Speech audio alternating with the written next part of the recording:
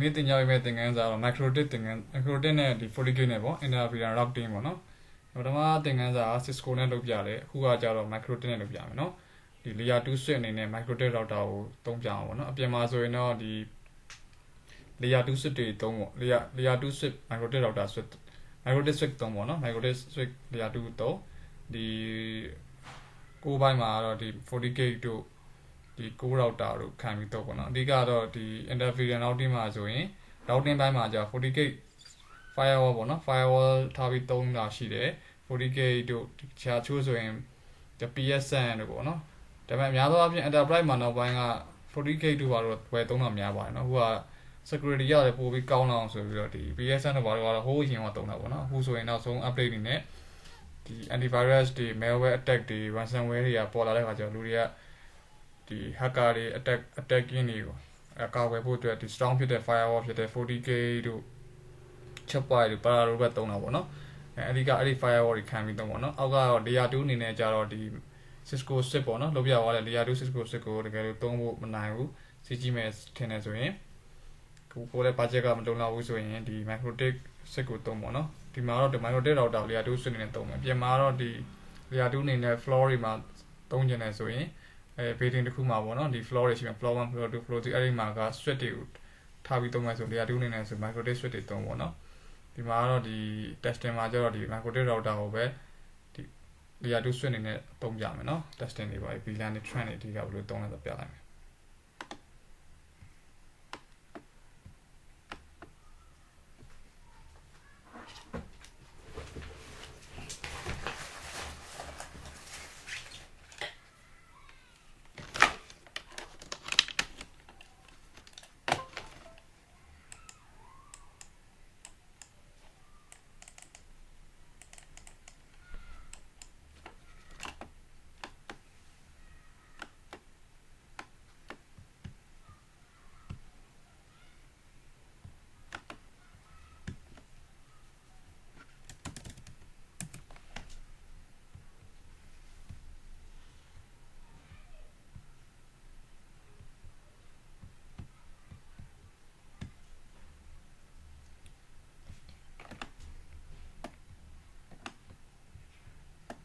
ဒါတော့အပြင် network နဲ့ချိတ်ဖို့ပေါ့နော်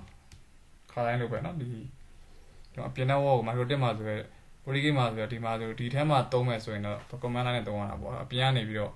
GUI နဲ့သုံးချင်တာဖြစ်တဲ့အတွက်အပြင်က PC ကလှမ်းသုံးချင်တာဖြစ်တဲ့အတွက်ကျွန်တော်အပြင်က VNet နဲ့လှမ်းချိတ်ပြီးတာပေါ့နော်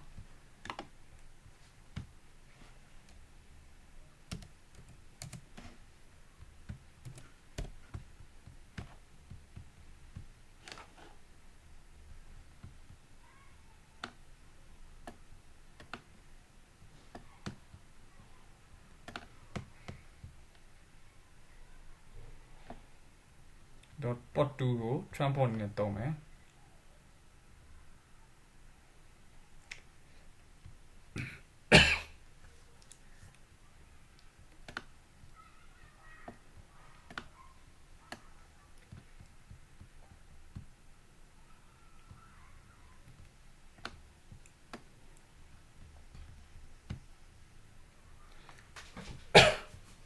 ဒီမှာ port 3ရဲ့ port 4ရဲ့ကိုကျွန်တော် VLAN 100 200လေးကိုထည့်မှာပေါ့နော်ဒီ macrotic ကို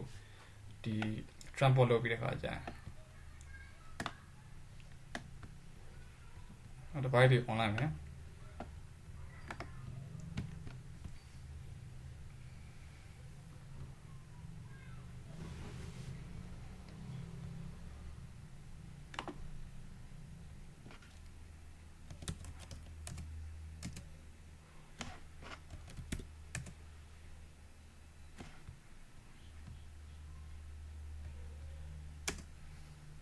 ပထမနေက Ethernet port 1ကို 1.169.151 ပေးခဲ့တယ်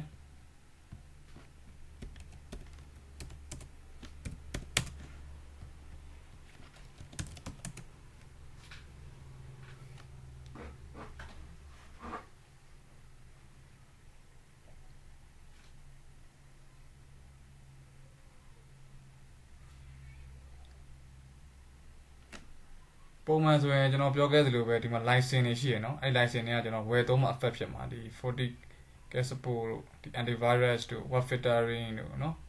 ဒီ IPS တို့ပုံမှန်နေတာဆိုရင်တော့ license မရှိဘူးဆိုရင်ဒီကောင်က packet filtering firewall ပုံစံလောက်ပဲရှိတယ်ဒီ port တွေနဲ့ port တွေကိုပေါ့เนาะဒီ IP destination တို့ source တို့ destination တို့ port တွေကိုပဲသူက block လုပ်မယ် allow လုပ်မယ်အဲ့လိုပဲလုပ်ပြလို့ရအောင်เนาะကျန်တဲ့ feature တွေ detail ပို့ပြီးသုံးကျင်လို့မရအောင်เนาะခုနက application level တက်သုံးလို့မရအောင်ပုံမှန် packet filtering firewall level ပဲရှိတယ်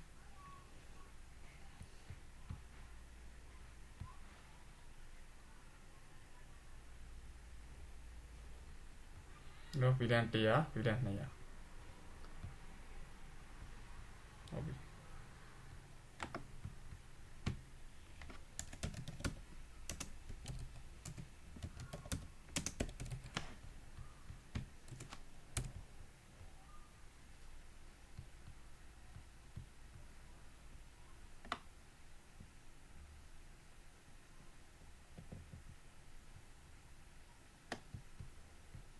ဒီ Microtik ကိုစပြီး install လုပ်မယ်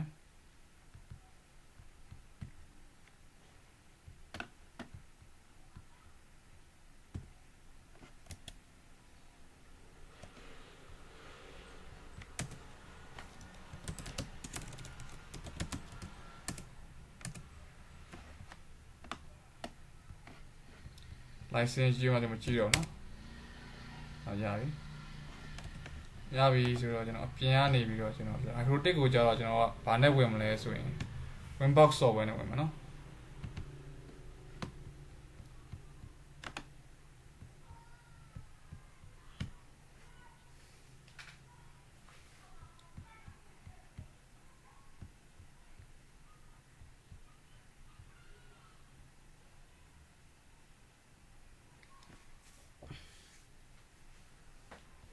ဒီမှာကျွန်တော် Winbox software ပေါ့နော်ဒီထဲမှာဝင်မယ်ဆိုရင်တော့ဒီကောင်က GUI ဖြစ်နေမှာအဲ့တော့ configure လုပ်ရတာလွယ်အောင်ဆိုရင်ကျွန်တော်တို့ကတော့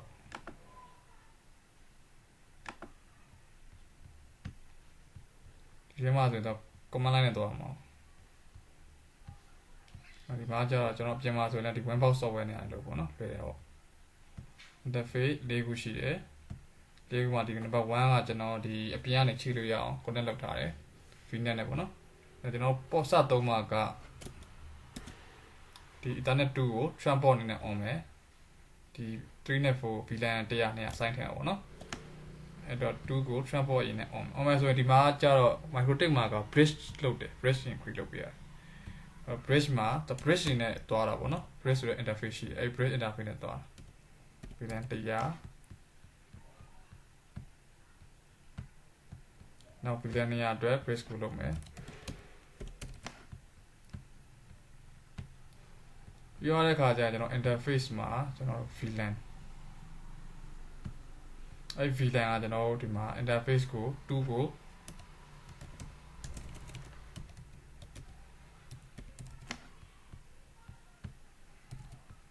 ဒါပေမဲ့2ကို transport လုပ်မှာဖြစ်တဲ့အတွက်ဒီကောင်ကို VLAN 100ပေးလိုက်မယ်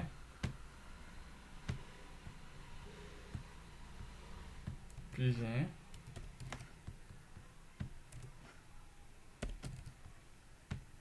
Ethernet 2ကိုပဲ VLAN ဒီမှာ trans သွားမှာဖြစ်တဲ့အတွက်ကျွန်တော်ဒီပုံမှာနှစ်ခုလုံးကို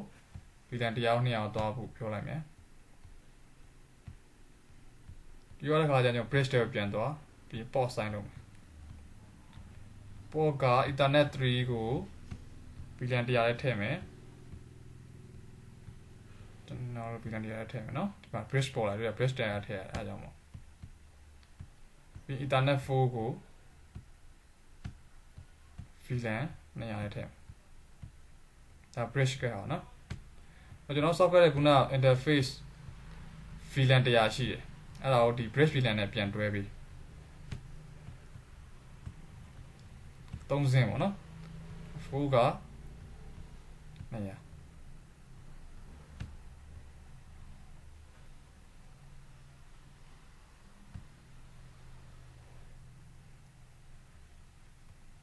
2004 mode sorry ဒီ VLAN 200နော်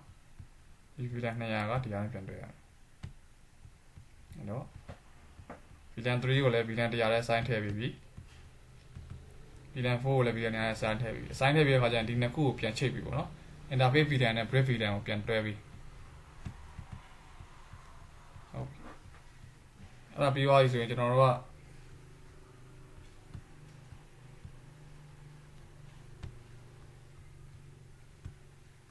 ဒီမှာနော်ပြီးသွားပြီဆိုတာ ਨੇ browser ကနေပြီးတော့ဒီမှာ IP ကကြာပြီးသားဆိုတော့ကျွန်တော်တော့ကြည့်လိုက်မယ်ကျွန်တော် IP ကြာလားမကြာ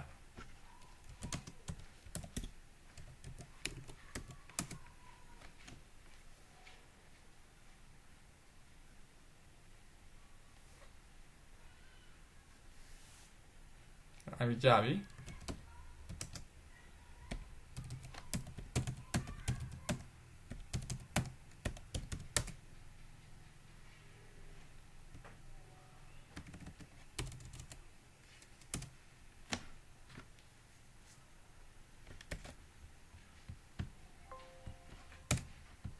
ဒီဘက်ကနေလည်း IP ကြာလာကြည့်မယ်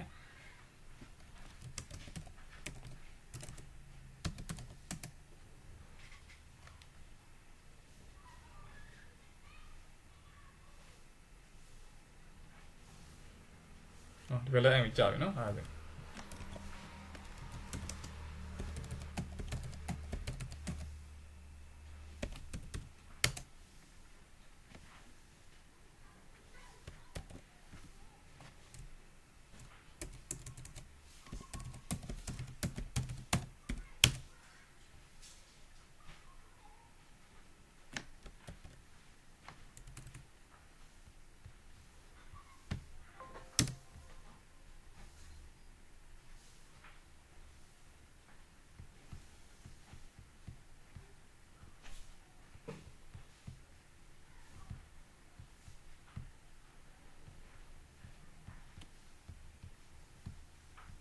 ကျွန်တော်ဒီကလေး VLAN တွေကဟိုဘက်ဒီဘက်100နဲ့200ကိုခုကလောက်မလောက်ထားဘူးเนาะကဲတော့100နဲ့200ကိုကျွန်တော်တို့ပေးပြီးတော့အလောက်ပေါ့နော်ဟိုဘက်ဒီဘက်မိစေချင်တယ်ဆိုဒီ 40 gig ထဲမှာကဘာလုပ်ပြရလဲဆို policy ရေးပြရကျွန်တော်ပုံမှန်ဆိုရင်ဒီဘက်က IP ကဟိုဘက် IP ကိုပင်းလို့မရအောင်နေရာတော့1နေရာအောင်နော်254နေရာ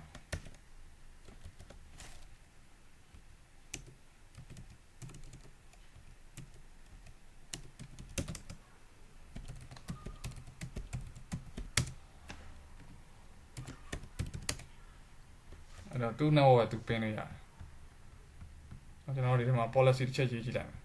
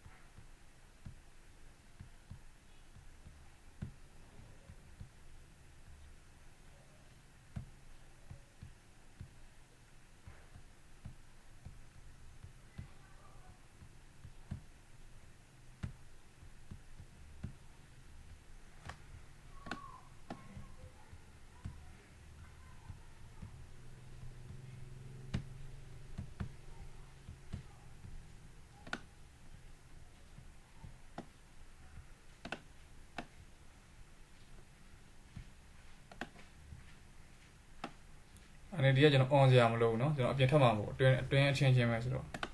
အဲ့ဒီပိတ်ထားလိုက်ရ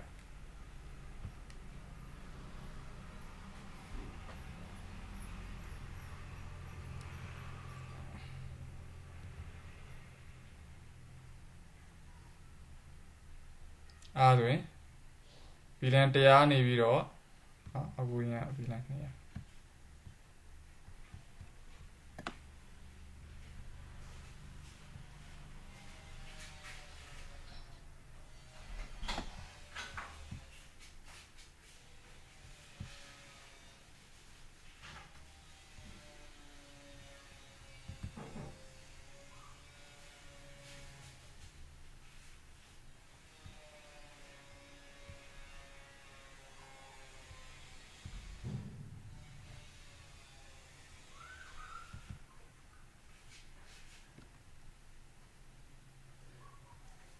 အဲ့တော့ကျွန်တော်ဒီမှာ VLAN 100ရဲ့200ပေါ့နော်ဘယ်လိုရေးပြီးသွားပြီ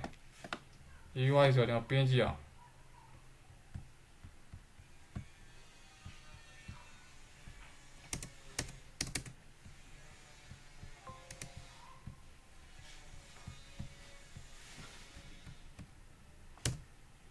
ရပြီနော်ခုနမရအောင်အခုကျွန်တော်တို့ဒီ PC လေးကနေပင်းတာပေါ့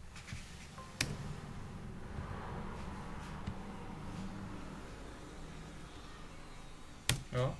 သူ့ရဲ့ gateway ကိုပင်းမယ် VLAN 200ရဲ့ gateway ကိုပင်းမယ်ရပြီနော် policy ကနေပြီးတော့ allow လုပ်ပေးတာဖြစ်တဲ့အတွက်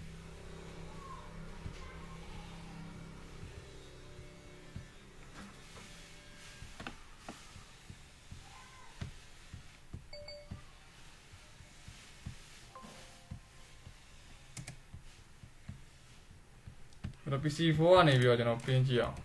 သူ့ gateway ကိုသူချင်းပင်းကြည့်မယ်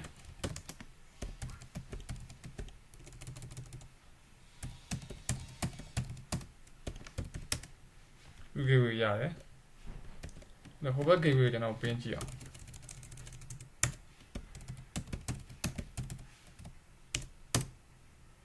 မရသေးနော်။ဒီဘက်ကနေ VLAN 200ကနေပြီးတော့တရားကိုသွားချင်ခုနလိုပဲကျွန်တော် policy ရေးဖို့လိုတယ်။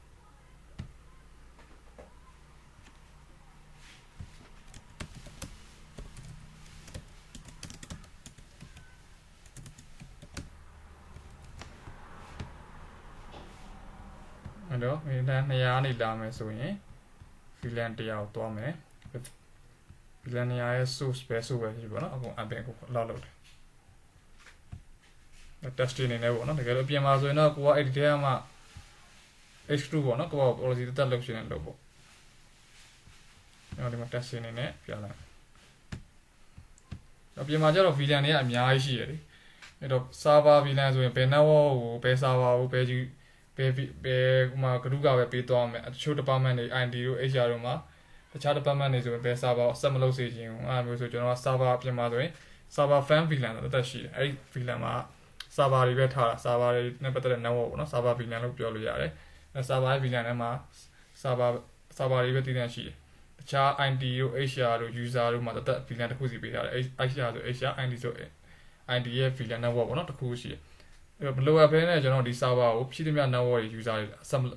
ပေးမလုပ်ဘူးပေါ့နော်ကျွန်တော်တို့ဒီမှာ limit လုပ်ထားတာ control ထားတာကျွန်တော်ပေးလို့စီချင်တဲ့ user network department တွေကိုပဲပေးလို့စီချင်တယ်ဆိုကျွန်တော်ဒီလိုမျိုး firewall တွေကနေပြီးတော့policy သတ်မှတ်တာပေါ့နော်ဘယ် VLAN ကိုပဲ allow ခွင့်ပြုပေးမယ်ဘယ် server ဆိုရင်ဟိုမှာ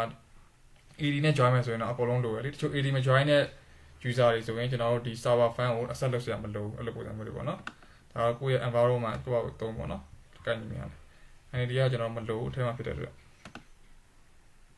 VLAN 200ကနေ VLAN 100ကိုလာခဲ့မယ်ဆို firewall allow လုပ်ပေးရမယ်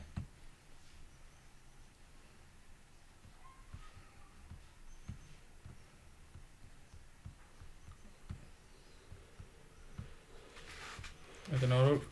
တရားပြန်ပြင်ကြည့်အောင်ရပါတယ်နော်ဒါသူ့ရဲ့ gateway အဲ့ဒါဟိုဘက်က gateway နဲ့ထောက်သွားပြီဆိုတော့ဟိုဘက်က PC ကိုလည်းသူပြင်နေရအောင်ဟုတ် firewall သုံးရရင်ဒီ firewall ပေါ်ကနေပြီးတော့ traffic တွေကိုခုနကလိုမျိုး VLAN တွေကို manage လုပ်ရတာပေါ့နော်ကို VLAN ကိုပဲသွားပေးသုံးမယ်ဘယ် VLAN တော့ allow မလုပ်ဘူးဒါမျိုးတွေသုံးလို့ရတယ်ပြီးသွားတဲ့ခါကျရင်ဒီ license တွေနဲ့စုံနာလိုမျိုး antivirus license တွေပါပြီးရင် application license တွေမှာဝယ်ထားတဲ့ခါကျရင်ဘယ် page ကိုပဲကိုက page ခွင့်ပေးမယ်ဘယ် Facebook ကိုပဲ page တချို့ user ကို Facebook သုံးခွင့်ပေးမယ်တချို့ user ကို Facebook သုံးခွင့်အဲ့ဒါကြောင့်ကျွန်တော် license တွေဝယ်ရတာပေါ့နော် URL filtering တို့ဒီ contact ပါတဲ့ဟာတွေပေါ့နော်ဝယ်ရတာပေါ့ဒီသင်ခန်းစာတွေလောက်ပါပဲနော်နောက်သင်ခန်းစာတွေကြာရင်ကျွန်တော်တို့ဒီ server နဲ့ပတ်သက်တဲ့ဟာတွေမှာပြီးမသုံးစင်နဲ့ set ပေါ့နော်အဲ့အမျိုးကြာရင်ထပ်ပြရမယ်နော်ပါလာလို့ network ပါလာလို့ firewall ရှိသေးတယ် firewall ကြာရင်ကျွန်တော်အဲ့ဒါထပ်ပြရမယ်နော်